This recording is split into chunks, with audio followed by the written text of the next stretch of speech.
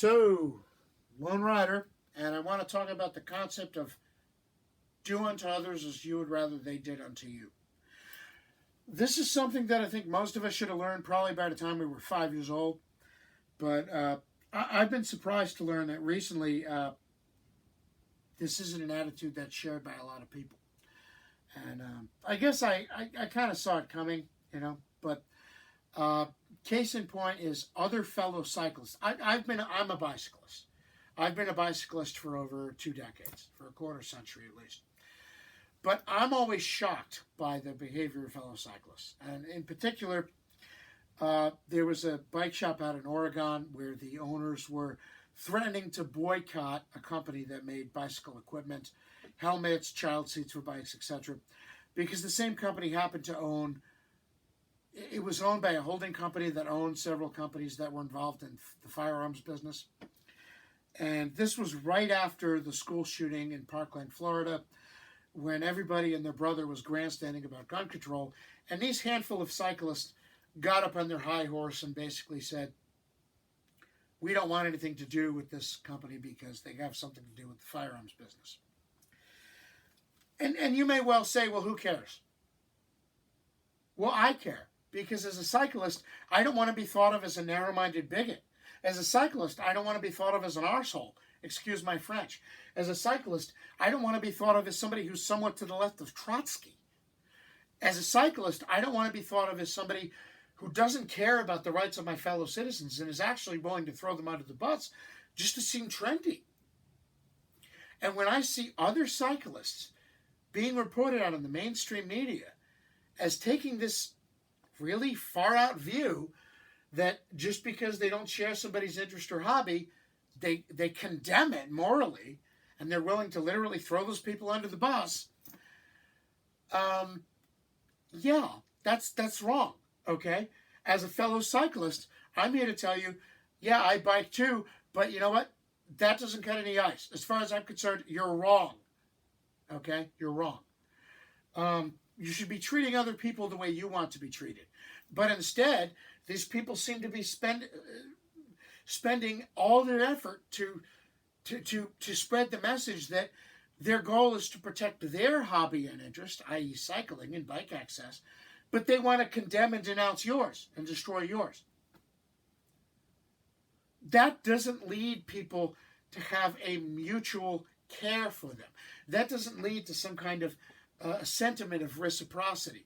That doesn't lead, if people think that cyclists are all a bunch of far-out wacko gun control maniacs, why would any other outdoorsman care about cyclists and their issues when they come to be the subject of government attack or intervention? And we know that's happened.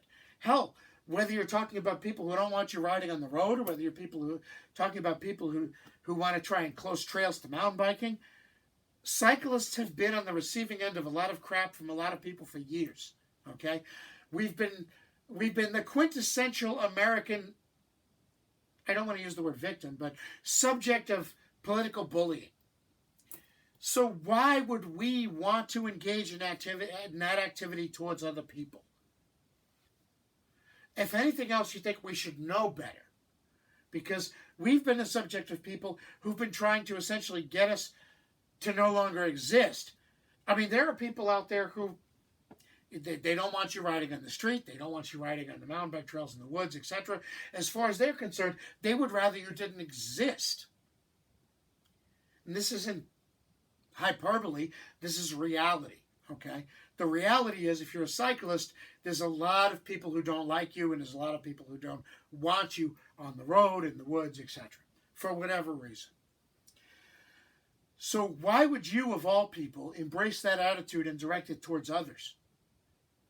I would think that if nothing else, you would be extremely sensitive to the issue of using the cudgel of government to beat people over the head who haven't hurt anybody just because they happen to be unpopular.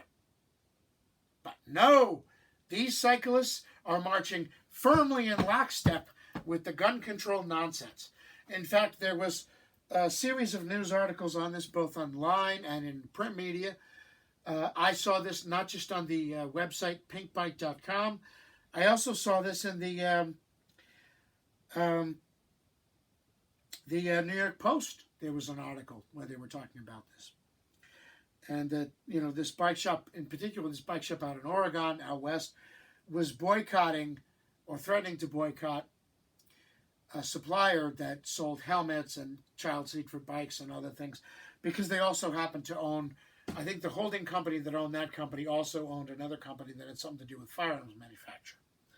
And in particular, they made things like 22 caliber target rifles.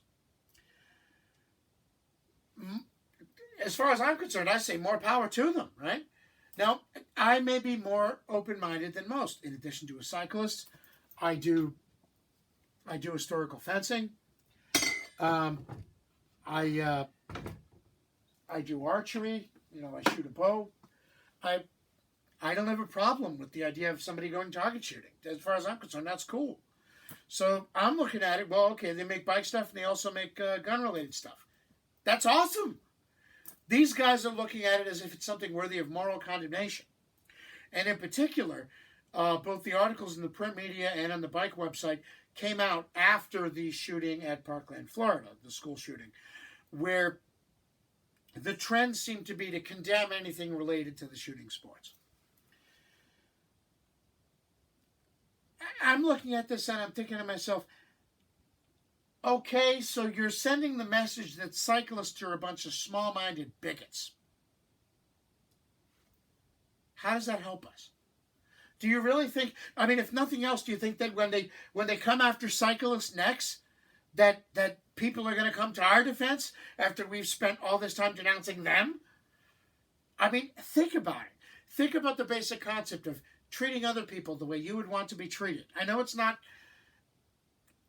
cool. It's not trendy. It's not the thing of the moment. But the golden rule, if you want to call it, is a good basis, right? I mean, if you really expect when people come to you and they want to attack you and they want to denounce you and they want to say you shouldn't be allowed to do X, Y, and Z,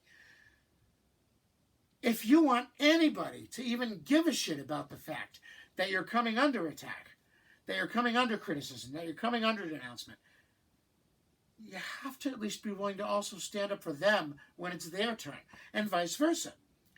If cyclists present themselves as this, far out wacko, radical anti-gun people, who do you think is going to give a crap about us when our turn comes? And it will come, I assure you, because it has over the years. I spent 3 years trying to help get mountain bike access at Watchung. We were denounced, criticized, and described as everything from criminals at heart to hooligans. People were saying everything from we were going to destroy the woods and demolish the park to arguing that we were going to assault them and their children. I mean, it was absurd, but that was the mindset of the anti-bike people. They were willing to say anything because they didn't want people mountain biking in the park. Who do you think is going to come and help stand up for us if we alienate every other person who participates in the outdoors? And yes, but that includes the shooting sports and hunters and people who might use guns and so on and so forth. Look, I may be a little more open-minded in this than other people because I'm not a wacko far-left cyclist. I'm just a cyclist, right? In fact, I shoot bows. I have shot guns, although I don't own any. I do historical fencing. I don't just do cycling. So maybe I'm a little more well-rounded in that sense.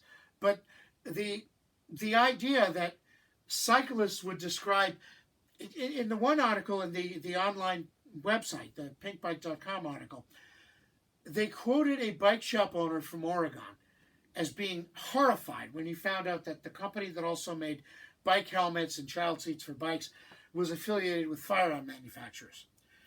And he described this as that he had unwillingly been supporting a industry of terror, quote unquote. That's how he described it. I don't know about you. When I think about a company that makes equipment for the shooting sports, I don't think of an industry of terror. I think of people going out and having fun pursuing their hobby the same way I do when I ride my bike. That somebody should be so small-minded and bigoted, that really reflects poorly on cyclists. And I'm going to be honest, I've been a bicyclist for 20 years, over 20 years, over a quarter century. I've seen it all. I've seen cyclists who are responsible. I've seen cyclists who are dipshits. This is the first time I've ever been able to say to myself, I am ashamed of my fellow cyclists. I am ashamed of fellow riders. I've never thought that way before. But these cyclists and their radical anti-gun agenda, throwing their fellow citizens and their interests under the bus, and then expecting that people will respect them, not cool. Treat other people the way you want to be treated. Lone Rider out.